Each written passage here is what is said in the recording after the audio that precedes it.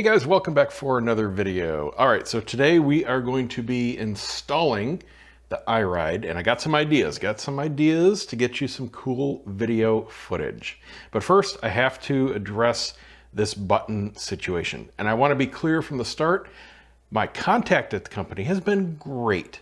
She's been responsive, on the ball, to the point. I have no problems with her whatsoever. Whoever is sending stuff out, though, that is a different story. So this original button that came, this is the remote control. These are nothing more than a few dollars for a generic Bluetooth button. You can get them with different kinds of printing for the actual top side, but there's nothing special about them. So this one that came in has an almost non-responsive, mushy minus button. Okay, new one came in.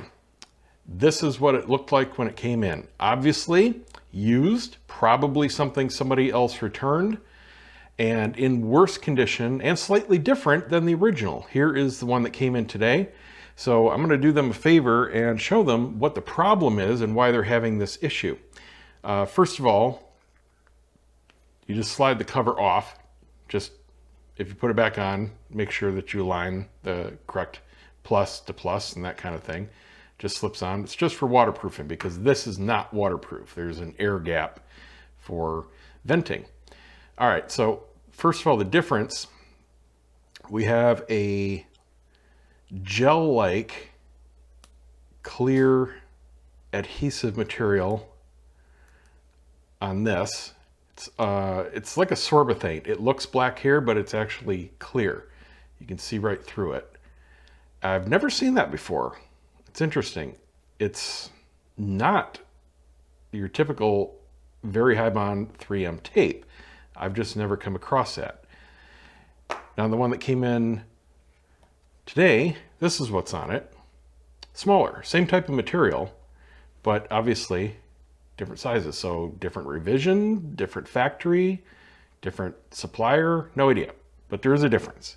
All right, so on this one, I immediately noticed the down button was great, left was okay, up was okay, center was okay, but the right one was mushy. Not as bad as the other one, but notably different from the other buttons. So I'm like, all right, maybe that's why this one was returned. I don't know. Or maybe somebody broke it and they put it back on the shelf. I don't know, but the box was opened, crinkled, cracked. It had been used. Clearly had been used. It wasn't even put back in the package correctly. So to open it up, and you have to do this, by the way, to change the battery. It's nothing special. You just pry off the bottom cover, just simple plastic here, hard ABS type plastic, and you've got a 2032 battery in the bottom. All right, easy peasy. That snaps back on any which way, and you can see the air gap there. That's why it's not waterproof. That one is good to go. So to take it further apart, you then have to pry off this top beauty ring, this trim ring here, and I simply used one of my watch back tools, and that popped right off. Then on the underside, there's just a plastic flexible disc and the circuit board. The circuit board is just press fit in here. There are no more moving parts to disassemble. And testing all the individual pads, they're good. They all have solid click feedback. So that's not the problem. The problem is this piece right here, its lack of quality control. So it is very flexible. It's almost like a rubber, right? Because this is what you're actually pressing down on. You can't have something very stiff or it will press multiple buttons. So it has to be flexible enough to only press what you're touching, but it can't be too soft because if anything soft tries to press on these, they don't work. It has to be just on this top part, and it is a very, very small stick out. So it's a fine line, but if you just press that center part with something solid, each one of them has a solid click, right? Here's the problem. What they did to make the pads stiff enough is to build them up. So I don't know if it's a mold problem. I imagine it is because these are very fine tolerances, but the ones that are soft are too thin. Unfortunately, I can't find my plunge tool to actually give you a measurement, but I can feel the difference with my fingernails.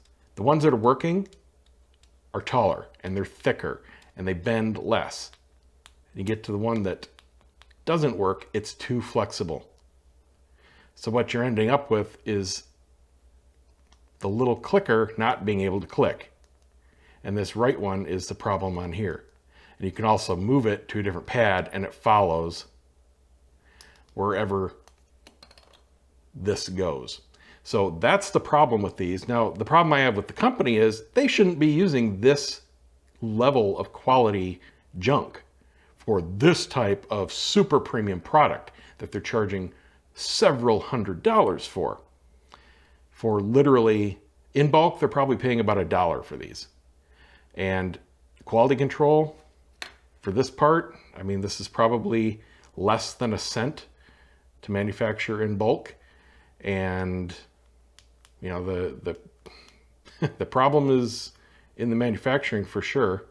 And it's just an injection molded part. So anyway, if they want to go to whoever they're having or whoever they're buying it from, I doubt they contracted with an actual injection mold plant.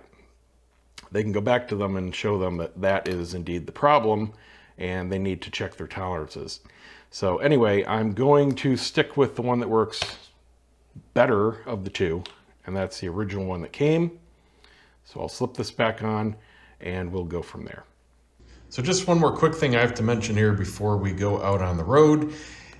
The adhesive sucks on this microphone, and I just don't know how they're sending these out like this. Overnight, it just fell off. First, I thought it came off the helmet. Okay, that would be my bad. Should have prepped the surface better, whatever. No, that part is stuck on just fine. It's the piece that goes on the microphone itself with that side of the Velcro completely came off, and it's barely sticky. Now, they do give you new adhesive pads for it, but they're terrible. Here's the piece, and I already put one on it. You can see it's just like this little thin film. It's not sticky at all. It barely sticks to my finger. That's it. So it just came off. This was on the mic in the box. The other side of the Velcro is what is still on the helmet. Yeah. Cheers, guys. Now, I have to admit, I have been struggling with this video more than any other that I can remember. I want to like this product, but I'm finding some things that are just not quite right. And hopefully, at least so far, no showstoppers, but I have to wait and see. Let me show you what we're working with. So my first thought was to install it on my main helmet, my Shoei RF1200, and it's simply not possible without modifying the helmet and probably the unit itself. And I'm not going to do that. I am not cutting and modifying any helmet parts. I just put in brand new liner and brand new cheek pads, spent over $100. I'm not cutting anything, just making that totally clear. So I'll show you why that's not an option. Because of the way it mounts. Now, actually, let me show you where I thought it mounted and why this was my plan A. Just looking at this, and because again, there are no instructions and their instruction page on the website is not found, I thought this went in between. By the way, it's very annoying that these two things are tethered for install, because this is heavy and short, which is another problem I'll talk about. But I thought this mounted in between the pads, right? Like that. Actually makes a lot of sense, super easy. Unfortunately, that is definitely not the way it goes because the ball joint only flexes the other way. Okay, that's a bummer. Actually, I just had a thought, maybe I could mount it over here and flip it. I'll have to look at that later, but that's not the way this is supposed to go. Actually, That probably wouldn't work either. Anyway, this is where I thought it went. No, it doesn't. They want you to mount it here somewhere. Depends on your helmet exactly where. There is no gap at all on this Shoei helmet and any others that I can remember. The liner, this plastic strip here is part of the liner, tucks in and completely fills whatever little gap there was. This is a rubber seal, this large black part here, and this is completely glued together. There is no gap to slide this in. Now, I did see another guy who installed this on a Shoei X14, I believe it was, very similar helmet. And what he ended up doing was slicing out a big chunk of his headliner. Days in the auto biz, some terms stick with me. His helmet liner. So he just, cut out a big section of it. So you have the raw foam, and he had to cut this in half because it still didn't fit, and then shoved everything up in there and obviously ruined that part of the helmet and the liner. So non-starter for me there. However, I do have another helmet that I can make it work on. This is an HJC IS-33. It's an older helmet, obviously 3/4. It also, I wanted to test it on this anyway, secondarily, because it has this integrated sun shield, and they claim that it works with it, so figured I'd just try it out. But it turns out this is going to be my only way to mount this without modifying any parts. And that's because there's this huge gap between the actual helmet and the sunshade. So there's plenty of room to stick this in here. Now, unfortunately, the sticky tape on this is, it's good. It's 3M, very high bond, no problem with the tape itself, but it's very thin. And it's obviously flat and wanting a nice flat surface to mount to. And I'll show you how I did it, but I figured out where this needs to be mounted, right over this bump here, which is actually a snap. I just snapped it back. Of course, my fingernails are short. There we go. So this is just a little snap here, right? But it's a bump. It's not a totally flat surface. Oop, just pull that out. So you can see how this attaches. Just a tab here.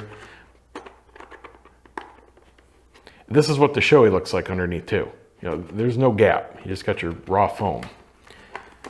So anyway, let me just stick this back for now.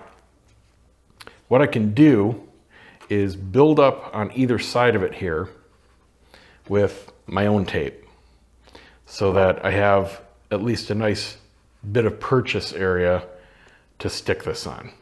And that'll be just fine.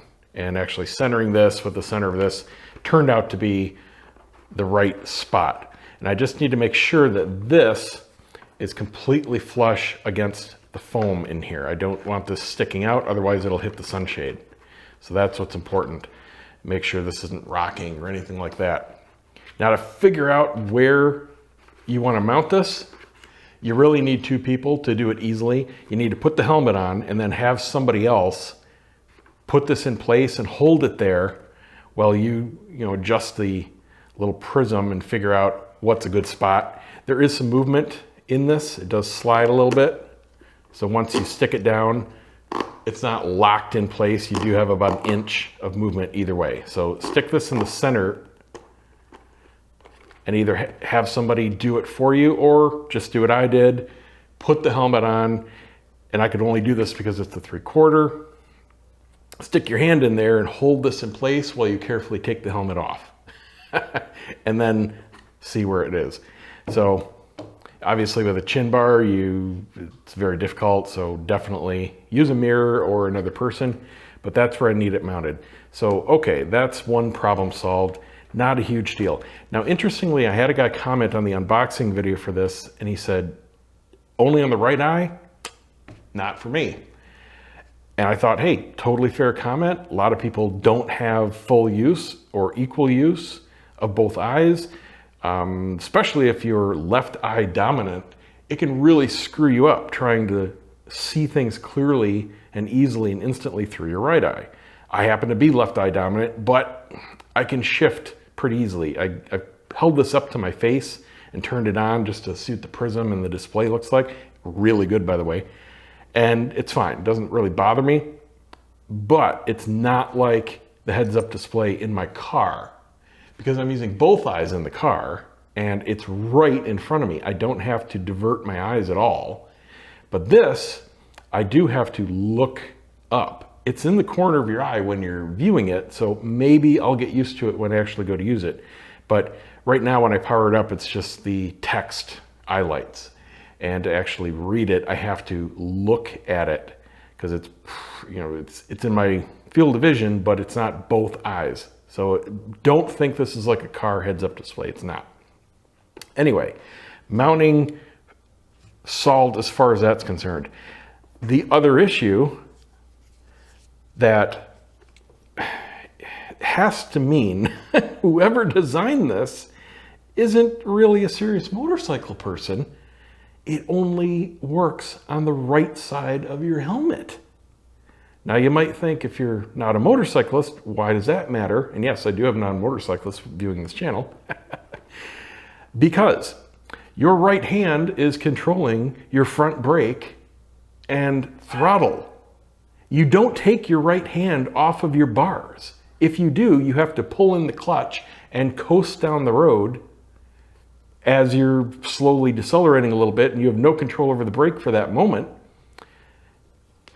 to reach up and hit this. It can only reach over here. This problem could have been completely solved if they would have added just one more foot of wire, or make it detachable on both ends and offer different lengths wires. Either one of those solutions are just such a no-brainer to me. I don't understand how this got through any kind of testing. But here we are. So it only mounts on the right-hand side. You can only manipulate it with your right hand. Now maybe, I'm not calling this a showstopper yet, because maybe everything works also through voice commands, in which case, totally fine. All this is then is a battery and an on-off button. Completely fine. No problem whatsoever. Or lesser okay, but still okay, maybe everything works through the remote. Okay, fine. I don't like mounting remotes. Maybe your particular bike doesn't have a position that's really convenient, especially by your left thumb, or right thumb, I guess it doesn't matter for the remote, to hit this. But again, if everything works through the remote and you never have to use this, okay, completely forgivable. However, it would be a total non-issue, again, if they would have just thought a little bit more about the cable. So this will have to go on the right-hand side of the helmet. So let's really quickly compare the speakers and mic to a very popular option. This is my old Sena 20S that I just took out of that 3/4 helmet. And it's pretty similar. Better speakers, at least size and weight-wise, in the EyeRide. And I've already got Velcro installed in the helmet, so I'll be able to just stick these on in the perfect spot. Mics are almost identical. If you take off the foam covers, we've got pretty similar designs. The Eyelights mic is a lot thicker, but still not a huge difference. This is more of a pancake. In my 3/4, obviously it's a complete non-issue.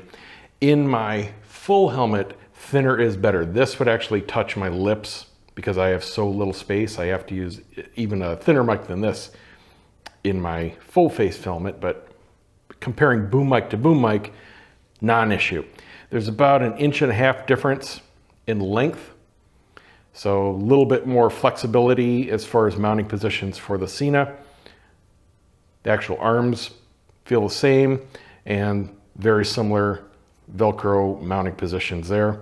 Thicker cable on the EyeRide, I like that. A little bit more robust, but a little harder to sometimes mount through a helmet. Not a big deal though.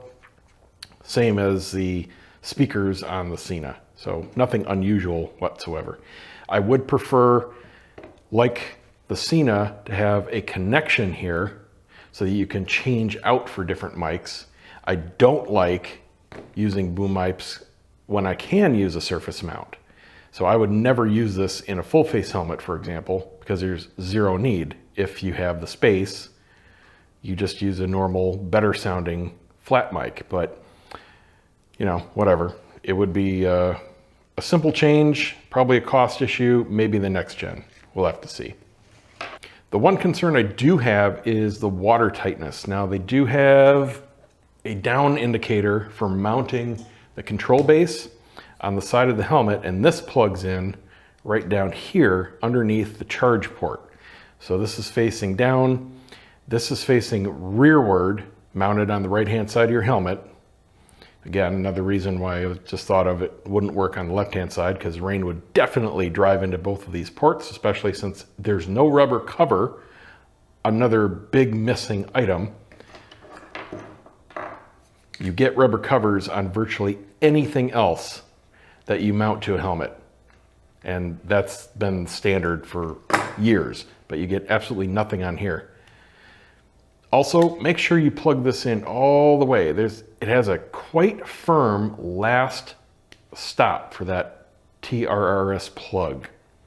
So just make note of that.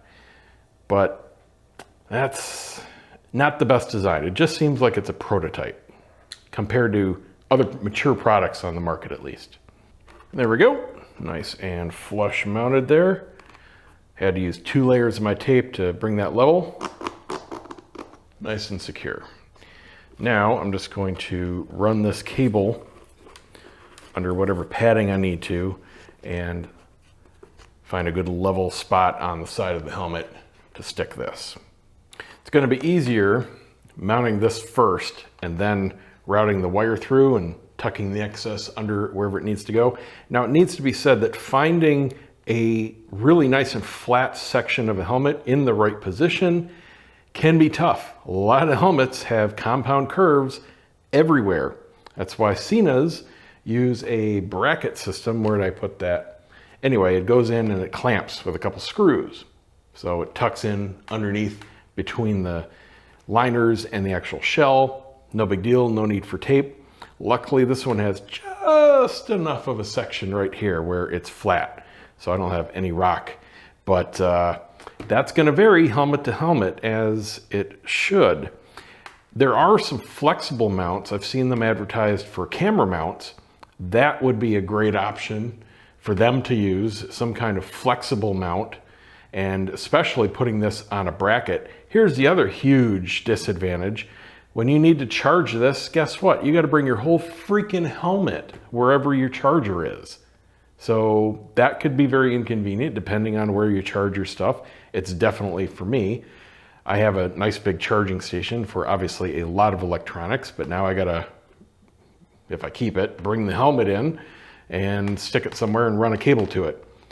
This should be on some sort of mounting bracket for easy removal. And like I said, this should be detachable. Having these linked all the time, not a good idea in practice. So another spot for improvement here is cable management. They have this coming down off what is the surface of this prism pointed directly back at you. And I'm gonna have to creatively tuck it in here somewhere, so this is not only out of my vision, but not wanting to poke me in the face a little bit. I thought at first this little loop here was maybe for cable management. Maybe it is, but man, it is pretty inflexible. And if this is supposed to go in there, it is a really tight fit. So that's my first thought, at least. I mean, it's in the position where it should be, but it's not. I don't like it. With it in the loop there, it's digging into the rubber of the cable. So, oh man, did it rip it? This is really, really thin rubber coating on this cable. Wow, it did. It tore the silicone jacket on this cable just from sliding it in there, because it's a very sharp edge. All right, maybe that is not for cable management. I have no idea what it's for if it's not, but if it is for cable management, that is a terrible design. There's just not enough room in the bracket to put the whole cable. And obviously, if you just try to slide it in and you damage the cable, you got multiple bad points of design there. So I guess I'll just leave it, maybe use a zip tie or something. Yeah, that's probably what I'll do, is just zip tie it there to that little hook, just to keep it out of my face. Again, just a point that isn't quite thought out for actual use. Now, as far as the audio setup, it is standard fare. Velcro stickies for the speakers. Place your mic wherever appropriate to hit your mouth. I found the best place to zip tie the cable is to the base of the shaft itself. And this is important because this prism needs to be as close to your eyeball as possible. It's not optically clear. And if it's just a couple millimeters too far forward, what you look at through it gets blurry. So on me, it needs to be just barely not touching my eyelashes. I got long eyelashes, so kind of makes it a pain to do stuff like this, wear VR, and buy sunglasses. But I got it in a perfect spot. So no biggies there. Now, as far as plugging it in, everything hides normally except for the big old plug coming out the bottom at an angle. It's at a fixed angle, pretty much a fixed position, and this big old breakout chunk ends up where you see it. So I just had to have it dive into the pads here at the end, and now I can just snap everything back together, put my cheek pads in, and get in there. Connect it to the app and start using it. I really wanted to love this product.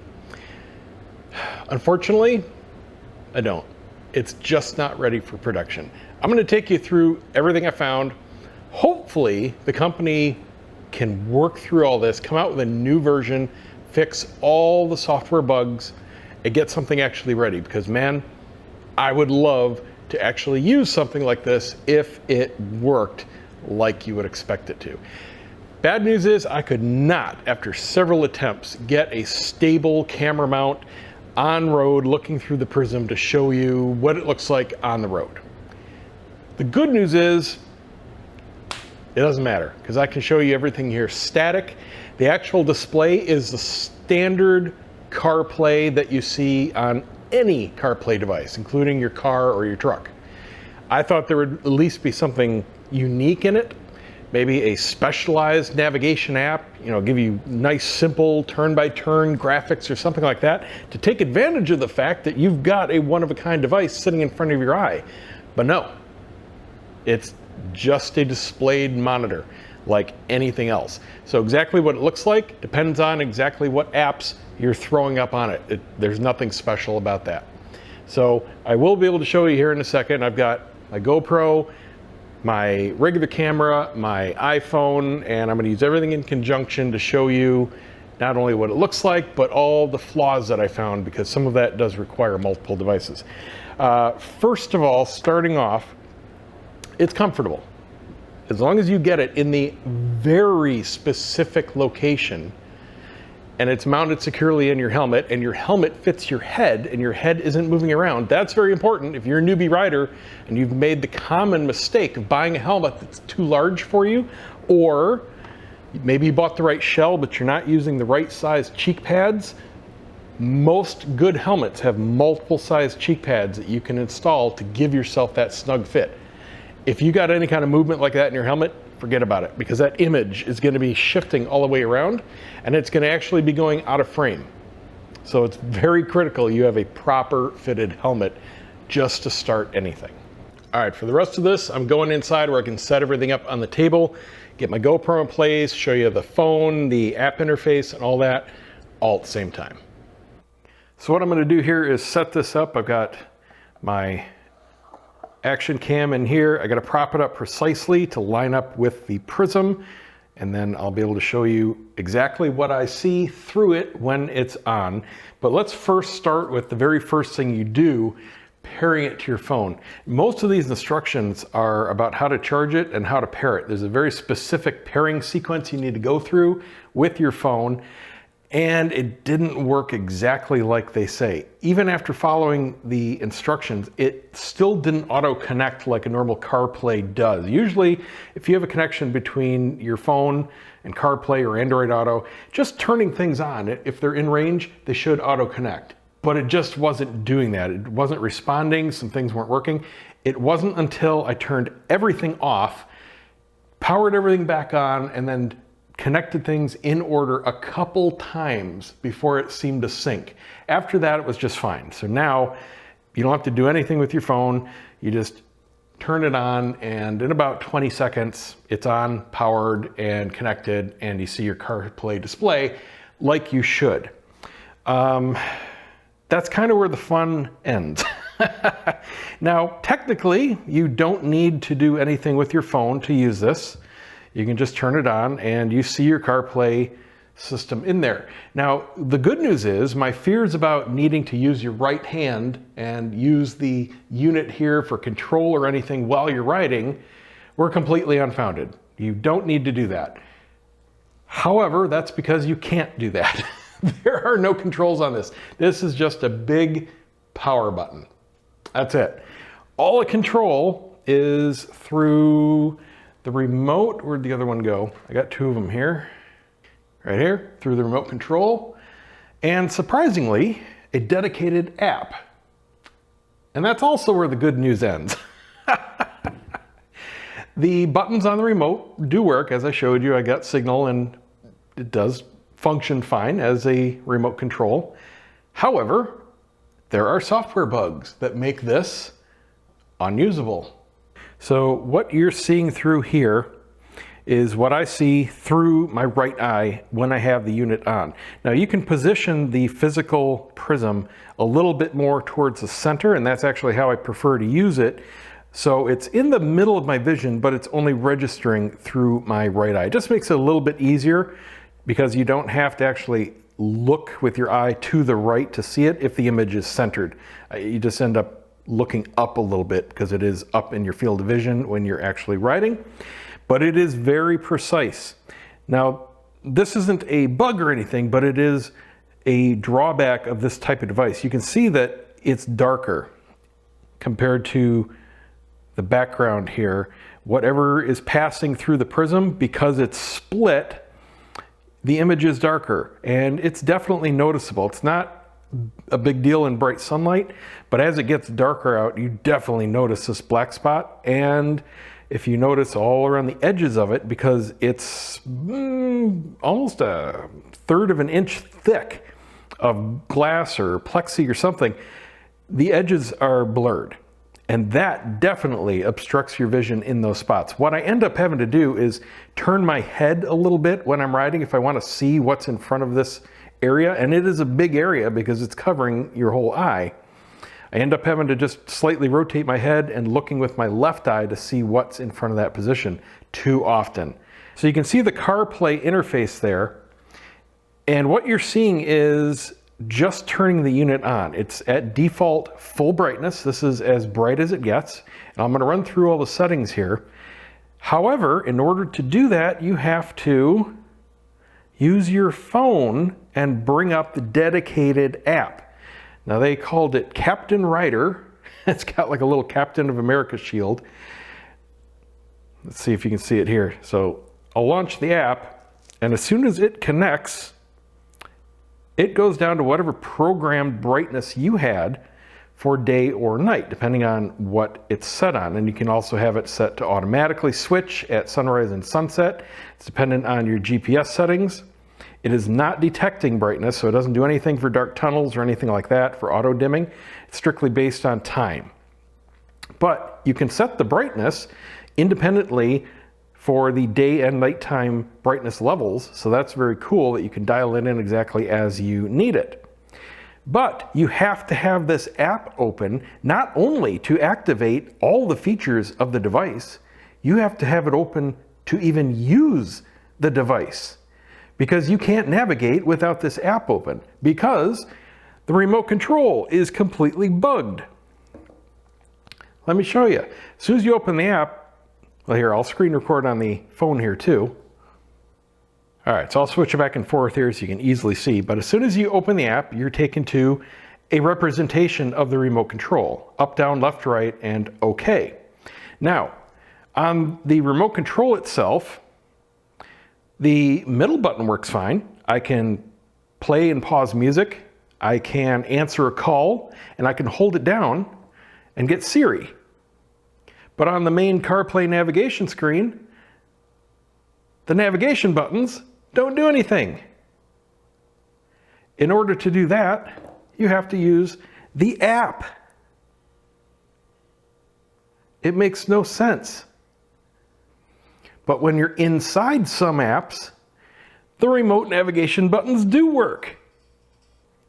Let's pause that. I can't even see what it was playing, but I could hear it. Let's see, the other weird thing is, even in the app here, the navigation buttons are screwed up.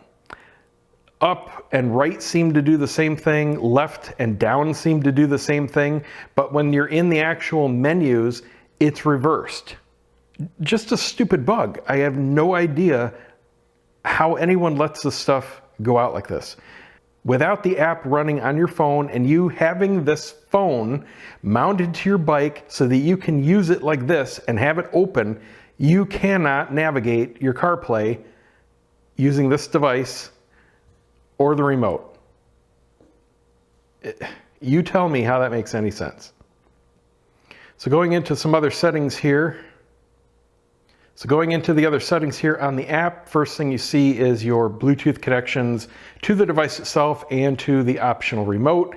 Then you have brightness, and you can have it adapt to day or night, again, depending on your GPS. And it's independent, day and night. That's cool. This is also the weird thing. There is no volume control outside of the app. Even the hardware buttons on your phone don't work. There's no way to do it on the device, so you have to have this app just to turn things down. And the speakers on the device, switch back to my main camera here, the wind resistance is fine, even on the 3/4 helmet, no issues there, pretty much on par with any good nav system. The clarity of the speakers is very good. Exceptionally good vocals, nice highs, not too much bass, but enough of it. However, it's not very loud. It's about half the volume of my Sena HD speakers, and worst of all, it defaults to full volume, and it's got this little section here of a gray at the top, and it's labeled 80 dB, and then there's some arbitrary amount above that. Doesn't really tell you what it is or how much it is. The problem is, if this is set anywhere above that black level, the audio distorts like crazy, and not just bass, even vocals. One song that's a 100% demo for it is Always Remember Us This Way. Not only the bass hits, but her vocals break up like crazy. It just makes no sense. So you have to keep this volume down. You can't go above that level, or you just have distorted volume. Even at the full volume though, it's half what a good comm system is. Whoops. You just saw why I couldn't do this on the road. Even moving this thing a couple millimeters takes it out of frame. So it's very precise. And then last but not least, you have ring color. And I couldn't figure out what this was doing. I thought it was talking about something on the prism, a border or something. It's the actual color on the side of the unit. I never saw it because once I put the helmet on, you can't see it. But you get these 6 colors you can choose from, or nothing if you don't want the colored ring there, which is cool, whatever. So the settings are nice. I mean, some of them are good to have and everything, but not everything works, and you must have this open even to use the device. So why this doesn't fully function is beyond me. I don't know why it doesn't work in the CarPlay menus, but it does in the app. But the bottom line is this isn't good enough to use alone, and you can't use this system alone. So it's just not well thought out.